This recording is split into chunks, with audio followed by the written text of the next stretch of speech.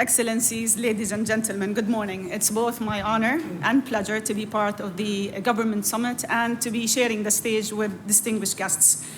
Before we begin our conversation, I would like to highlight a few key figures about the GCC. So bear with me. In 2023, the GCC GDP was valued at $2.1 trillion, making it the 11th largest in the world. Over the next 25 years, it is projected to triple in size to $6 trillion, with $4.9 trillion in sovereign wealth fund assets. The Gulf states control 38% of the world's total sovereign wealth holdings. That's a testament to the region's financial strength.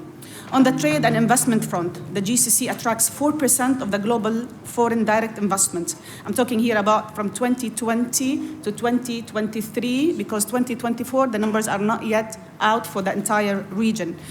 192 billion inflows between 2020 to 2023. Can you imagine the number? In 2023 alone, the region merchandise export reached $800 billion, positioning it as the 5th largest exporter globally.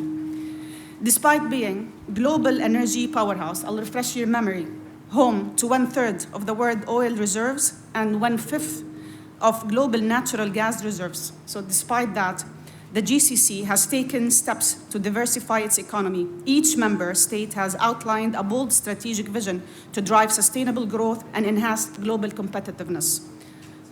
With me, you know, Saudi Vision 2030, we, the UAE, 2031, Bahrain Economic Vision 2030, Kuwait Vision 2035, Qatar National Vision 2030, and Oman Vision 2040. Those initiatives reflect the region's commitment to long-term economic transformation, ensuring prosperity beyond energy sector. With this in mind, let's dive right in. Your Excellency, Al Ibrahim, with the GCC growing potential and weight on the global economic landscape, how important this transformation for the GCC and for the global economy? Thank you very much, Lubna, and thank you, Your Excellency Abdulla, and Your Excellency Jasem for arranging this session. I think this is a remarkable global platform for discussion and exchanging ideas, but also for us to advance everything we're trying to achieve.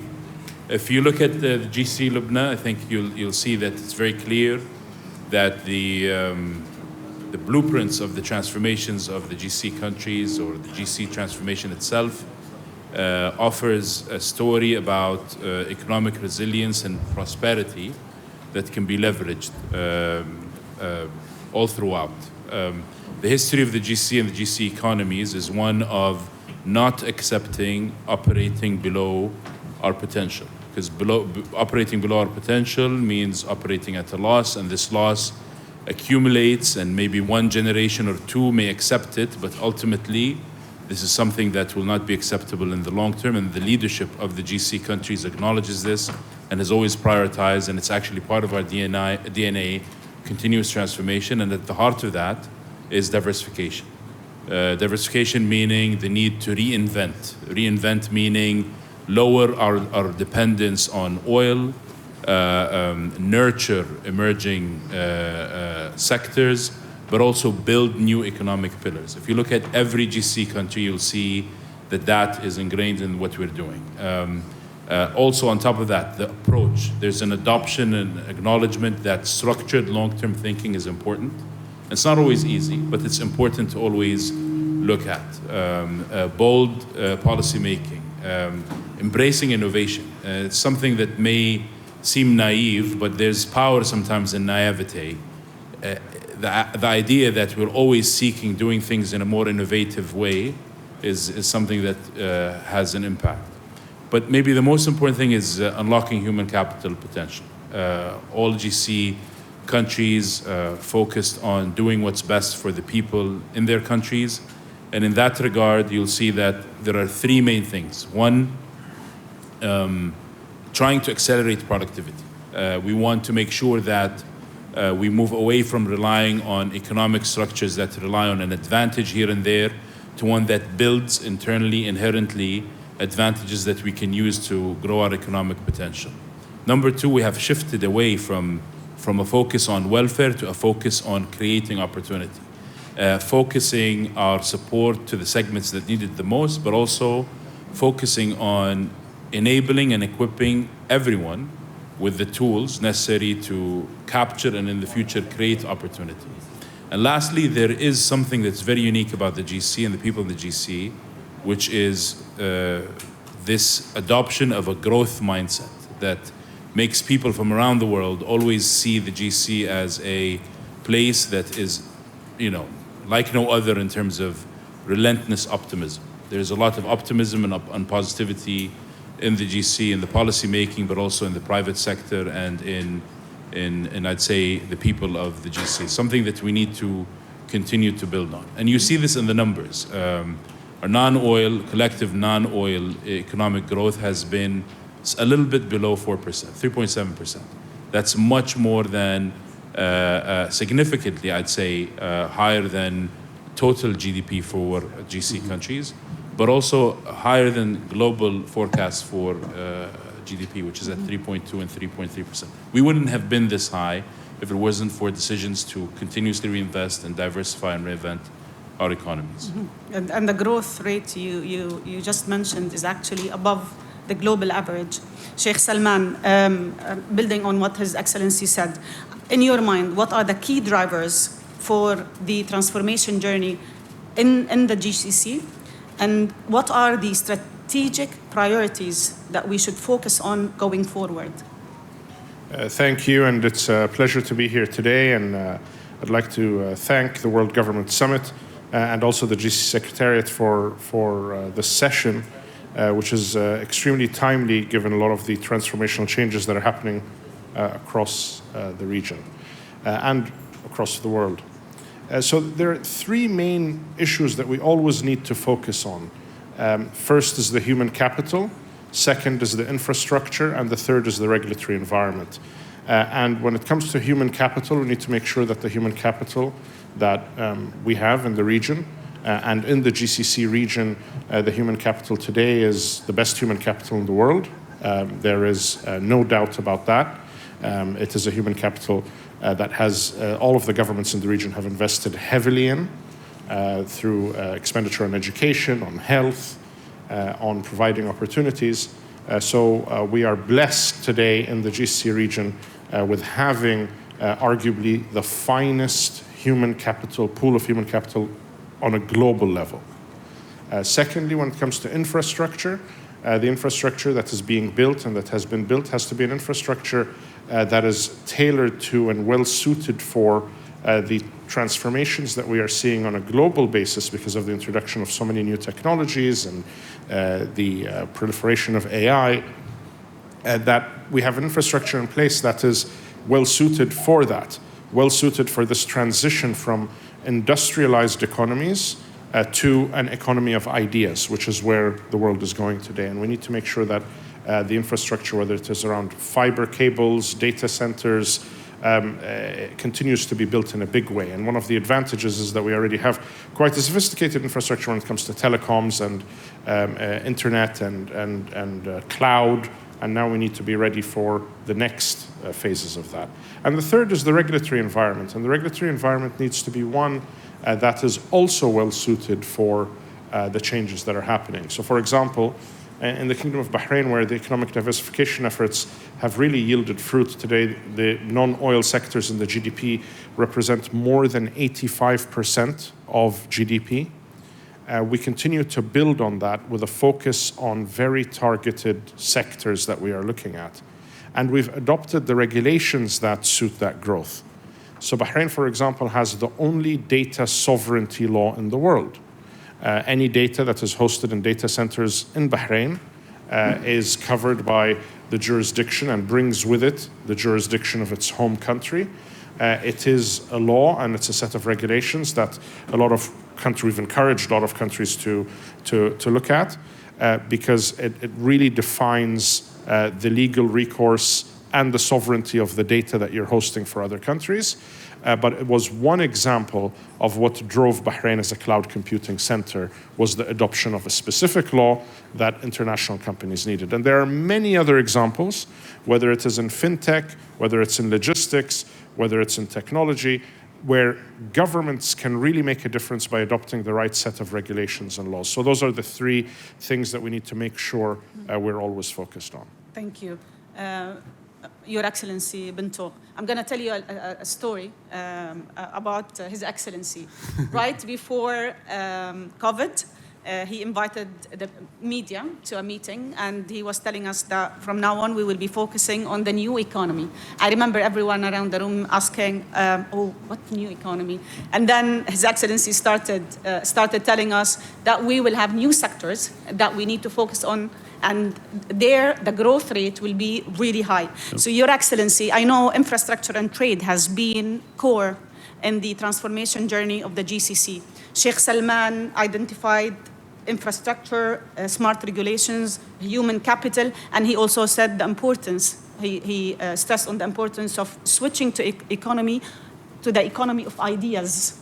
In your mind, how the GCC should evolve in the next 10 years, where we should focus, what are the main challenges the GCC are facing today? I think, first of all, I'd like to welcome my brothers here on stage, and I think His Excellency Jasem Al Budaiwi, thank you for, as well, the GCC, GCC Council for organizing this. He always loves to put us on stage, because he uses us, whatever we say here, as commitments to his programs and delivery on the next level. So I'd like to thank him. And I think there's many more of these GCC sessions happening today and tomorrow. And this is a good idea to get commitments from ministers on stage. So I think Lubna, maybe you're working with him on this. But yeah. So I would like to, first of all, really irritate the growth of the GCC. And the growth of the GCC in the last decade has been growing the world. Like His Excellency Faisal Al Ibrahim mentioned, my brother, on the aspects of the growth is always over average. And IMF and the World Bank has always stated that the GCC economies are actually deriving beyond the world derive. And this is what we're seeing. This is what we're seeing in the last couple of years. We're beyond 3%. We're going to do, in the UAE more specifically, a 5 to 6%. And I'm more focused on the non-oil GDP. UAE reached 75% of its economy non-oil. When we started 4.5 years ago, COVID time, we were about 69, 70. So we did about 1% non-oil GDP growth to diversify our economy in the last 5 years. We are going to drive as well another 5% in the next 5 to 6 years to drive to 80% non-oil GDP. That's the kind of engine we're driving here in the economy in the UAE. And where?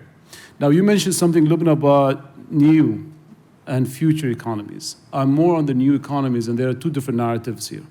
Future economies are 10 years down the line, right? They're too far-fetched.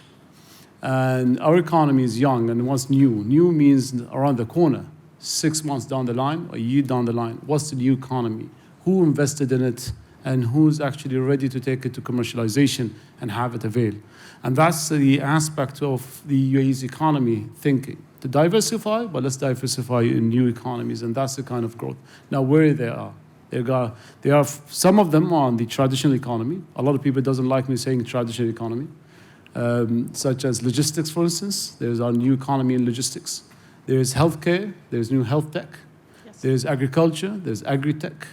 Financials. There's fintech. So we're on the tech part of all the kind of traditional economy that's happening. But there's as well new in digital commerce, there's new into AI, there's a new into a lot of as well fields that comes into as a new economy being creating. Circular economy, for instance, is a big for the UAE, and I'm a big person on the circularity aspect. Creating circular economy in the UAE is huge, and we started it with our vision of the Circular Economy 2031 and the agenda, and I chair the Council for the Circularity here in the UAE. So that's the kind of new aspect, and I would love the drive as well to go beyond the UAE to the GCC. Let's focus on the new.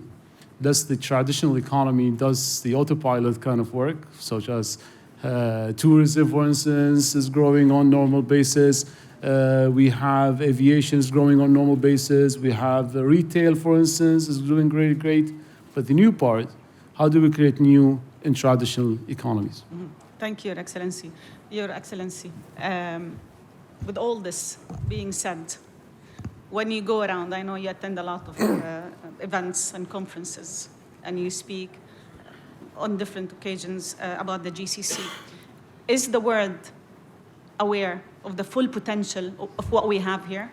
What is the feedback you get from international investors, business owners, decision makers around the world? Thank you, Lubna. Thank you. I'm extremely proud and honored to be seated with these three great economists. And I'm not so sure I can match, but I'll try my best. Inshallah alayk. ما في شك, without any doubt, the GCC has reached a status that we are all very proud of. And that status did not come out of nothing. It came after serious transformation and credible agenda that the 6 countries have taken. If we call the late leaders of the GCC in 1981 the founding fathers, I think we can call the leaders now in the GCC the transformation fathers. They are leading these 6 countries to a level that we maybe did not think we would reach that fast. We're credible, we're honest, we don't have hidden agendas, we have concentrated on our people, we've spent a lot of effort on our nations, which created this wonderful 6 countries. What the world think of us, and I mean, you can only look at my chief of staff's phone, where is Abdulla al-Jarbo, and you'll see the request and the asks and the I will fix it for you. and the need to meet with us and chat with us. I get requests from my foreign ministers, the 6 foreign ministers, to slim the schedule because they are really too busy and the demand is very high. Where we need to go, I guess the 3 gentlemen who spoke before me gave you a glimpse on where we need to concentrate. One thing I think personally is we also need to educate our people, the people of the GCC, of their important role in building our economy.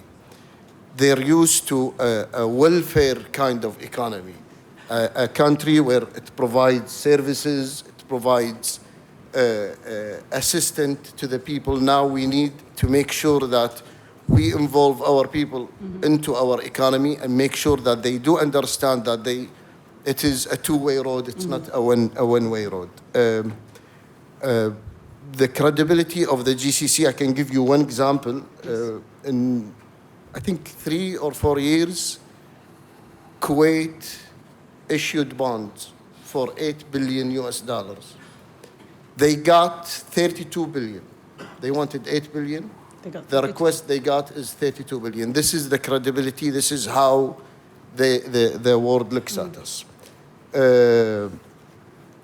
What we need to do as GCC now, and the 3 gentlemen, they know how passionate I am about it, is our economical integration. We really need to take the steps forward towards reaching this integration.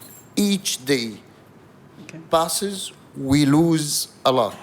We really lose a lot. We need to do the right steps, take the right steps, and be courageous enough to take these sacrifices. Let me take this to their excellencies. How important is the Gulf integration in order to achieve national priorities? Sheikh Salman. And how can we do it? Because it's not going to be an easy task to do, right? Thanks for that, Lubna. And I think it's extremely important to start by saying it is absolutely critical. I mentioned the regulatory catalyst and the importance of having regulations really drive growth. That's not just within country, but that is also with regards to creating the right economic unit and the right economic structure. And if you're to look at the GCC, and His Excellency the Secretary General mentioned that today when we go and we sit in international fora, and it's always been a pleasure to meet with His Excellency the Secretary General, His Excellency Minister Ibrahim, His Excellency Abdulla Touq. In many different areas, you really see that the GCC is being looked at differently. Why? Saudi Arabia and Vision 2030 and Saudi Arabia's diversification story has been the big change. And has been, and not only the launch of it, but the execution of it as well. It has been executed with credibility, and it has been executed with credibility on a global basis. And then all of the GCC countries, with the integration within that diversification story for the Kingdom of Saudi Arabia, has really been what's been driving the change we've seen in the perception of the GCC across the world. Yes, there are fantastic things that are happening across all of the Gulf countries, but let's not lose sight of the fact that when we look at the breakdown of the GDP in the Gulf, the Kingdom of Saudi Arabia is 50% of that GDP.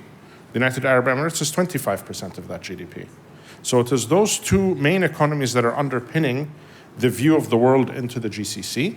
And it is the integration across the GCC around trade, around customs union, around financial transactions and financial services that really drives home that this is one economic unit that is today at $2.3 trillion by some estimates. That varies a bit, but let's call it $2.3 trillion, going to $3 trillion by 2030, and going to extremely conservatively no less than $6 trillion by 2050. And I think His Excellency, the Secretary General, said that the numbers will be significantly higher than that, and I like the fact that we're revising these numbers upwards. But that is really driven by the fact that today we have a credible and real, well thought out diversification effort underway in the Kingdom of Saudi Arabia that is being, with great leadership, and that's being executed well. And all of the Gulf countries today within one economic unit are driving in that direction and supporting that because it is in the collective interest. Your Excellency. So maybe I'll add to that and say that integration shouldn't be seen as a compromise. Integration is a multiplier that can unlock the potential of the whole region, but also the potential of each national economy and performance against national objectives.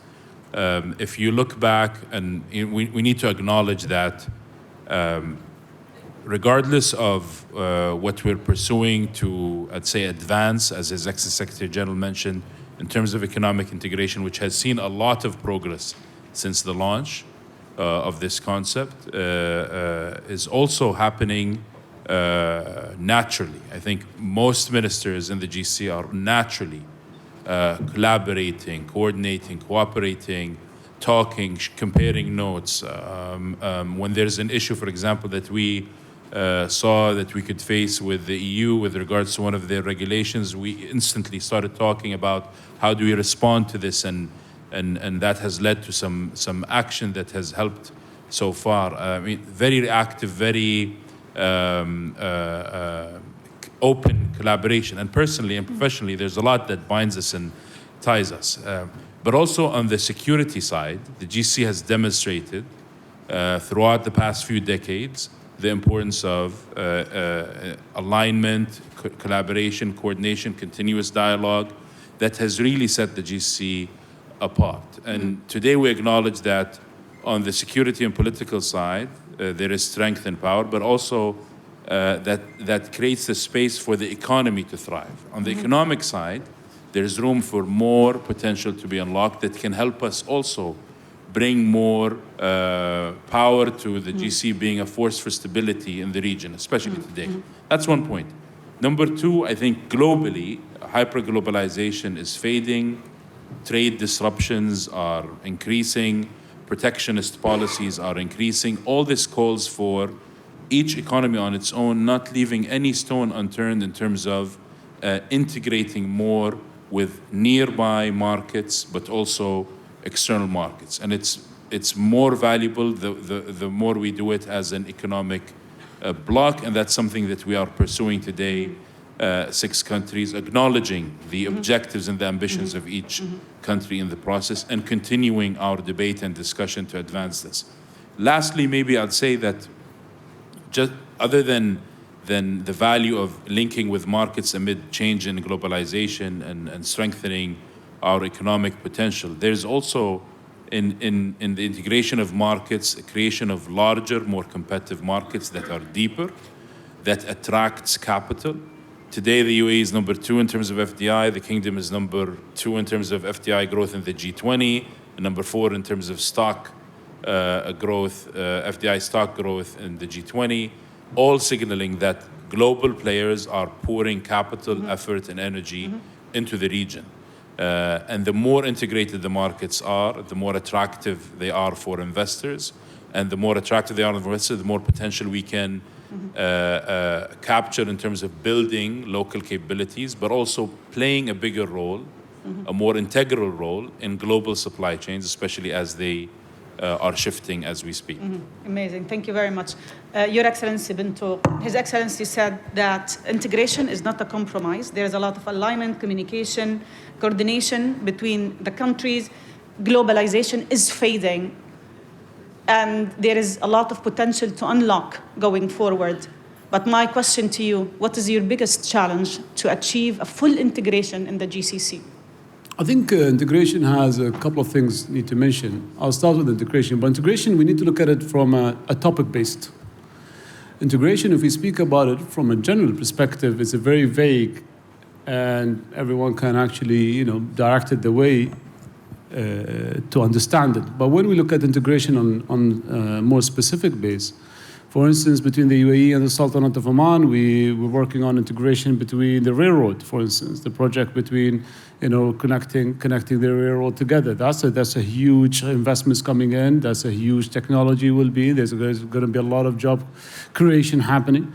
There's a big opportunities on integration on the GCC level from infrastructure and logistics, for instance, and aspects. And that topic base, for instance, is something that could go even more and more as well, opportunity across the whole the GCC as well.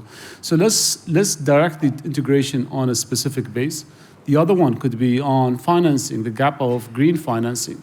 There's a lot of green technology from part of the new economy. There is a huge aspects of financing these green projects. We've seen our banks committing to 130 billion by 2030, Emirati banks. We've seen bonds that has been oversubscribed, green bonds that has been oversubscribed. There should be integration as well on the level of GCC on government bonds on the aspects of green and greening this technology and investment into the region. That's something that will have a huge. So let's divert integration into more topic-based, and that could be more tactical and have more of an action plan to work on to really get it done. Now, there's a bigger challenge in the GCC, and the challenge that I want to speak about here is more about on the economic complexity of exports. Nice. If we look at the top 5 of GCC exports are what? Oil and gas, 1 and 2. We've seen gold in the UAE. We've seen aluminum, some steel. We've seen, these are the top 5 exports on over the kind of commonality between the 5 GCC countries. But the complexity of it, there's no complex in these industries. Now, if we want to really drive economic integration, we want to drive economic diversification, we need to complex the economy. I don't want to sound like the complex guy, but troublemaker always. But the aspects is that how can we create complexity? Now, I have a ranking here. So complexity is about diversity of export of a country produces and their ubiquity or the number of countries able to produce them. That's how complex. Now, if I go on the kind of the ranking, the Growth Lab Atlas ranking, I have 1995 ranks and I have 2022 ranks. These are the latest. There's one country on the top of that complexity. In 1995, it's number one. In 2022, it's number one. That country is Japan, for instance. Wow. Now, if you look at the UAE, the Kingdom of Saudi Arabia, the Kingdom of Bahrain, Qatar, Kuwait, Oman, we're between 60 and 120 in the rank in 2022. That shows you the complexity is not there in the economy. Now, what does it mean by complex economy? I want to say, let's make it more easier for people to understand, is I produce a product that's nowhere in the world other factory can produce. And it's very, very unique that I produce that product. I create more complex. I make more depth in this industry. Now, we need to attract these industries. We need to attract these complexity. And then I allow them for them to, export them to the world. Now, with that said, I think the most important is how can we reach this degree of economic complexity in the GCC and achieve as well the sustainable growth and maintaining our current production structure. Now, with economic complexity as well, it brings efficiency in production. Productivity growth goes higher. Why? Because to produce a certain item, you need a certain skill, and a certain workforce can produce it. Probably scientists, could be highly skilled laborers. So that kind of productive growth in the economies as well will grow even higher when you have more economic complexity. Now, with that said, the trade routes, the supply chain as well, will depend on the GCC economic complexity as a part of the global supply chain. We need to redesign the global supply chain by allowing economic complexity to happen and really drive towards that. That's, I think, a challenge, but I think it's a big opportunity that we can integrate ourselves with in economic complexity and make our economy more complex. Mm-hmm. Thank you for that. We will move now to the, that was hard, right? Even for me, I have two masters, one in economics and one in applied finance and banking, but I found it a bit difficult to understand the full picture. But thank you for that. It's something to think about. We will move now to, of course, the economic visions of each state. I'm going to start with you, Sheikh Salman. Since the launch of Vision 2030, how have the structural reforms impacted Bahrain's economy? Give us an idea about what is happening in Bahrain today. Thank you, Lubna. So, Vision 2030 in the Kingdom of Bahrain was launched in 2008. It seems like yesterday when we think about it. And Vision 2030 had a number of different elements to it. And was focused as a main target on ensuring that there was a focus on doubling household income. Because the tying in of why do you go after economic diversification? Why do you go after economic growth? Has to be tied back to the citizen and what the citizen aims to achieve. And so when Vision 2030 was launched, that was the main target that was put in place. His Royal Highness the Crown Prince and Prime Minister last year announced that we are now assessing how we did on 2030. There has been a lot of progress in terms of economic diversification. As I mentioned, we are up to 85% non-oil sectors in the GDP. We've seen significant economic growth. And we've seen a significant growth in household income, and we will be announcing those numbers soon. But the targets of 2030 are well on track and met. And last year, His Royal Highness the Crown Prince also announced that we will now be looking at launching Vision 2050. And this is one of the key differentiating positive differences between the region and the rest of the world is that we have the benefit of being able to have long-term economic planning, long-term economic vision, and a long-term execution plan that is put in place that really gives people comfort, whether they are investing, whether they're looking to set up a business, whether they are local capital or regional capital. And that is consistent across the region. We have seen long-term visions launched in all of the GCC countries, and not only visions, but also action plans and vision realization plans that have been launched that changes the way we operate in our modus operandi. And so a vision in isolation is a nice document, but translating it into real change on the ground, real delivery of results is what is key. And back to just one point you had mentioned earlier around GCC integration and His Excellency Minister Al Ibrahim, His Excellency Minister Abdulla bin Touq, all mentioned very important aspects of the regional integration and its importance as a multiplier. But I'll give a micro example in Bahrain that is now really we're seeing it moving out across the rest of the region. His Royal Highness the Crown Prince and Prime Minister made us focus in Bahrain on the fact that we are Team Bahrain.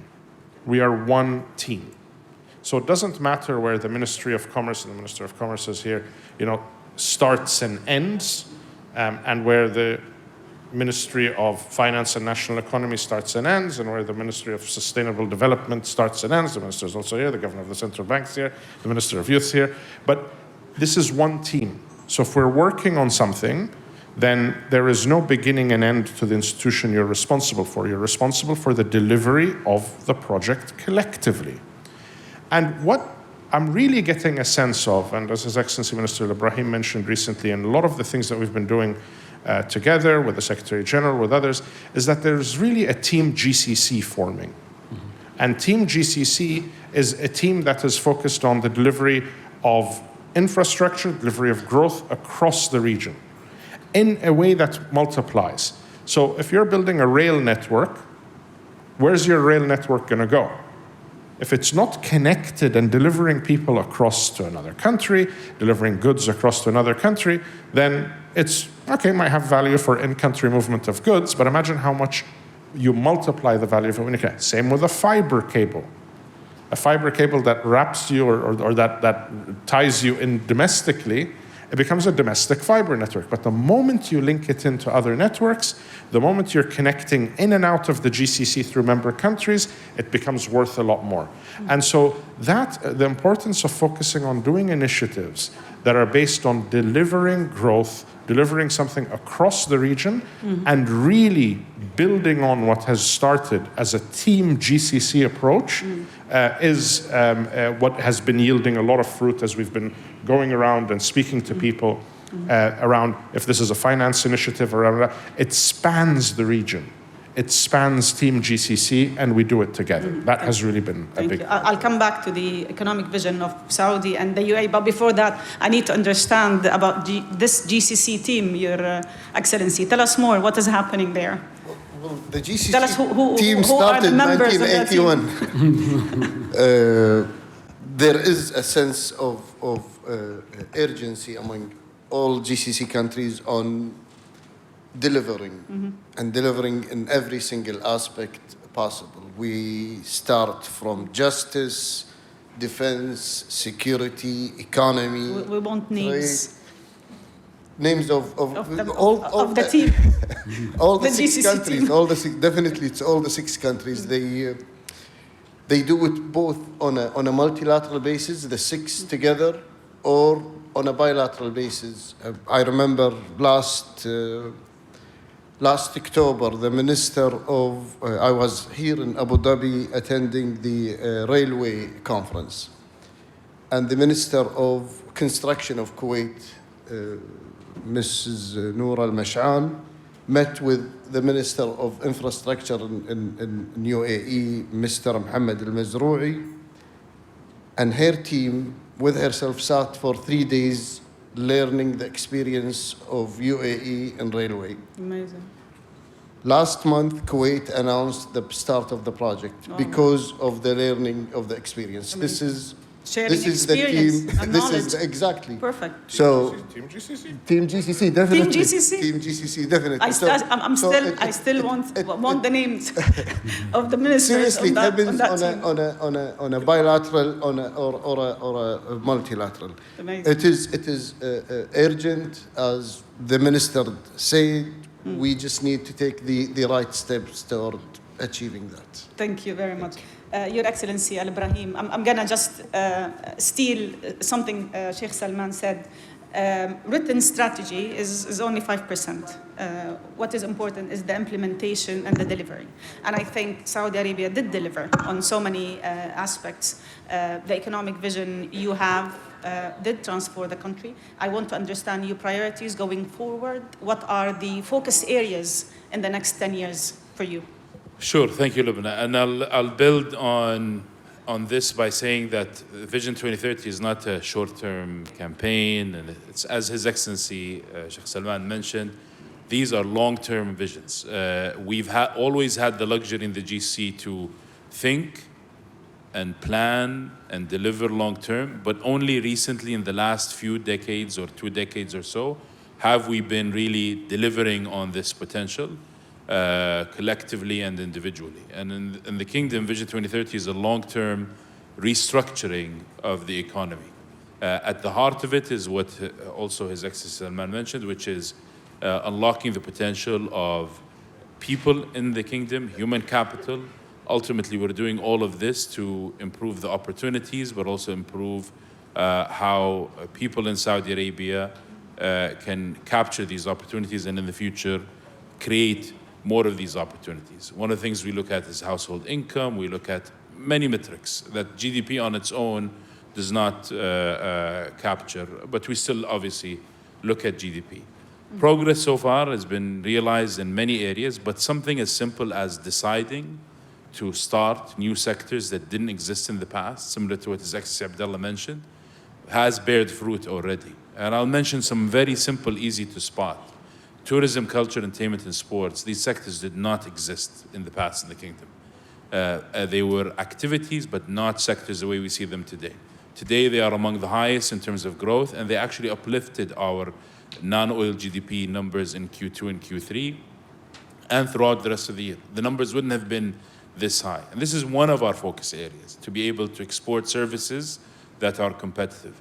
Another area is the ability to export goods that are competitive. And at the heart of that is what His Excellency Abdullah said regarding having more complexity and more competitiveness at the product level in what we manufacture. The Kingdom and some GCC countries have an industrial base, and it's important. This industrial base is mainly driven by know-how in energy that you're trying to increase the value of through creating more downstream opportunities, bringing more processing towards these natural resources. But ultimately, it's about how much knowledge you accumulate and how much you leverage that knowledge. In each of the GCC economies, there is knowledge accumulation in decades in 1, 2, or 3 sectors that can be further leveraged. In the Kingdom, we see this in energy, we see this in military spend, we see this in things related to mining, but also things like healthcare. So not just reinvigorating these traditional engines and creating new pillars of economic activity from them. There's also a drive to kind of leapfrog into new future economies like His Excellency Abdullah mentioned. And I think all GCC countries are looking at generative artificial intelligence to play a big role there. Whether you want to be a part of the global value chain or whether you want to be a strategic and financial investor that succeeds, ultimately I think what really counts in the long term is the ability for our governments, our private sector, our NGA communities to be power users of generative AI, and that kind of helps us become more relevant in the value chain. That helps us reap the return from our investments even better, but ultimately it helps attract talent to the Kingdom and to the rest of the GCC. And I think in terms of what was mentioned on what His Excellency mentioned on Team GCC, we really see this forming and really being impactful. And behind these discussions where we're talking about many of the things that we're proud we're achieving individually or collectively, behind the scenes also we continue our discussions, and we have candid discussions about things we need to get right, things we need to evolve, things that we foresee as risks, things that we foresee as opportunities. And at the heart of it is how we can work together. We are building on some of the successes that Bahrain has had in data visualization and leveraging administrative data for weekly decision making or weekly understanding of how the economy is progressing. Same thing, I think most countries and most economies and government entities in these GC teams are building on the successes of others, like His Excellency mentioned as well. Thank you, Your Excellency. Your Excellency been Touq. So His Excellency said, focus on traditional engines, but also invest in new economy sectors. I'm going to mention two numbers here. FDIs, of course, of the UAE, even His Excellency mentioned that it's number one.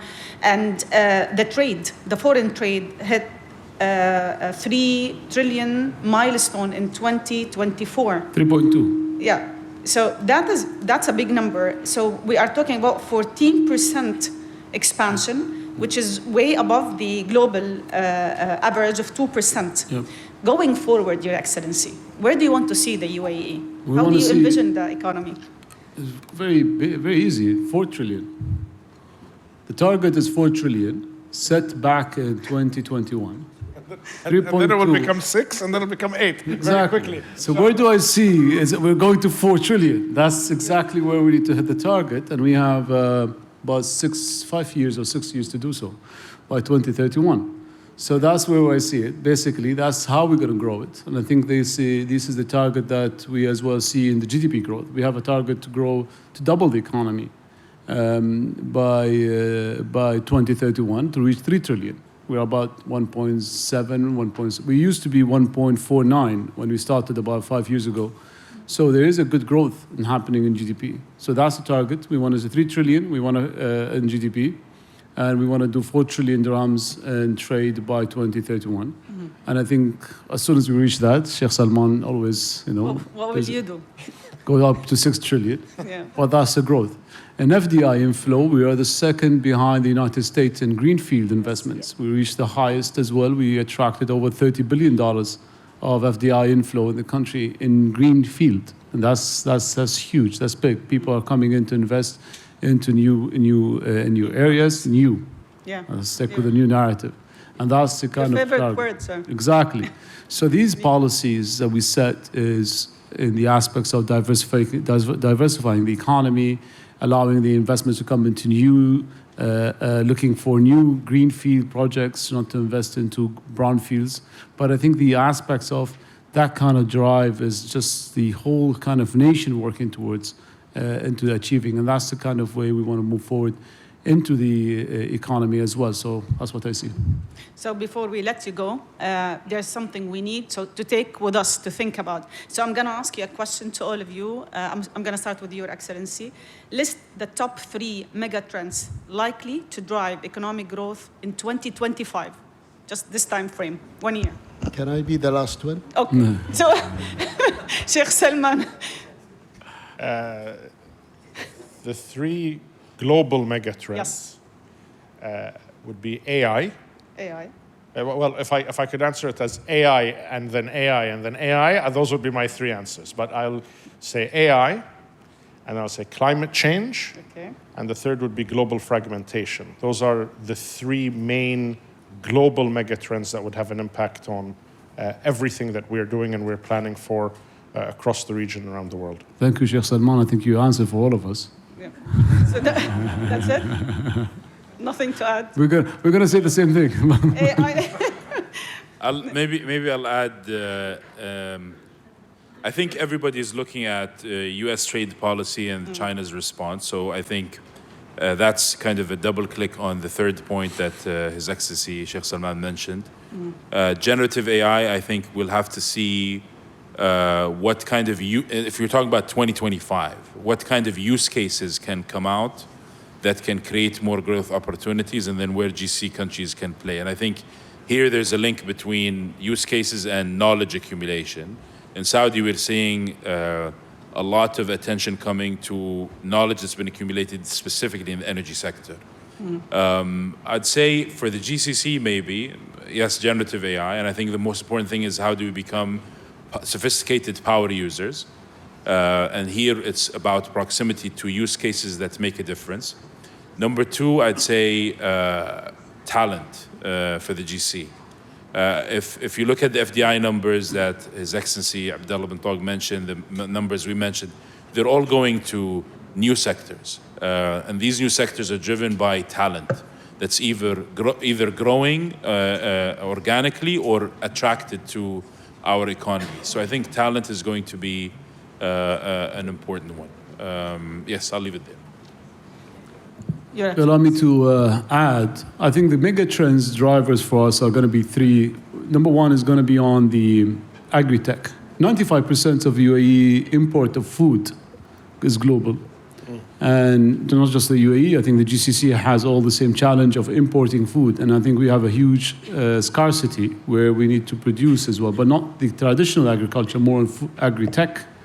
That will be a driver to the economy. We've seen more of these investments happening in the agri-tech. The UAE now produces a lot of blackberries, raspberries in town. So these are the, and really good. We're producing these kind of, superfoods. The other one is space industry and space tech. That's a mega trend as well that will push the economy in the UAE and in the region as well. I think that will create. We've seen the UAE's program. We've seen the Kingdom program in space. There's a huge space program that will drive science, and that's something as well will bring more investment, and we will see more small and medium enterprises into space and space cluster. And I think that's the addition that will drive the economy. And the third one, I will leave it with the artificial intelligence as well, as Sheikh Salman said, is the AI drive as well, the megatrends happening. We are, I think, second behind the US in attracting talent in AI. To establish an AI company in the UAE is so easy. There's a lot of technology. There's a lot of talents happening. That's a mega trend happening, and that's as well will drive the economy to reach the targets of whatever targets, 4 trillion, 3 trillion, you name it. Thank you very much, Your Excellency. I think I agree with them. I think there is one aspect we need to look at, which is connectivity. Okay. We are very good at connectivity with airlines. Saudi Arabia now is coming up with Riyadh Air, which will be a mega project. Kuwait will open a new airport in 26. Gulf Air, Qatar Airways, Emirates, Etihad. These are, I'm talking airlines, but there are also connectivities with ports. And I think we in the GCC can play a major role with connectivity in every single aspect with it, not to forget our railway project, which will, inshallah, see live in 2030. Thank you. So, ladies and gentlemen, here are the mega trends for 2025. New sectors, space tech, agri-tech, tech. Remember that. AI, talents, connectivity, and please keep a close eye on Trump. Thank you very much. Thank you.